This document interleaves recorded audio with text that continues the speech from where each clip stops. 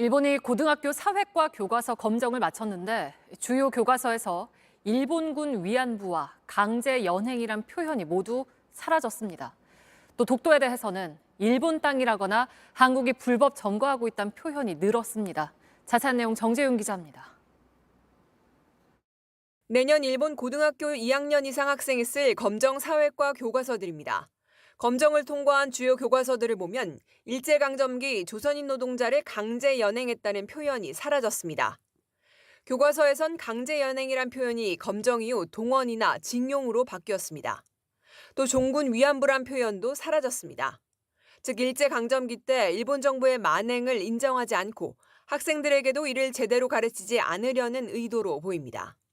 5개 출판사 7개 교과서에 조선인을 동원했다는 내용은 실렸지만 정작 강제노동을 시켰다는 내용은 지워진 겁니다. 일본 정부는 지난해 4월 조선인 노동자 강제 연행이나 종군 위안부라는 표현은 부적절하다는 입장을 밝힌 적이 있습니다. 문부과학성이 이번 검정 때 이를 고려한 게 아니냐는 추측도 나옵니다. 독도는 일본 땅이라는 기존의 부당한 주장도 여전했습니다.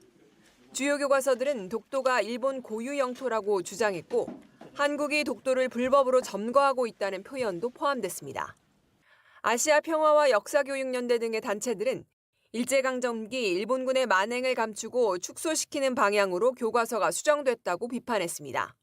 특히 종군 위안부 표현의 경우 1993년부터 일본 정부가 사죄한다며 지켜온 고노담화에 포함된 표현인데도 이를 뺀 것은 모순을 드러냈다는 비판도 나옵니다.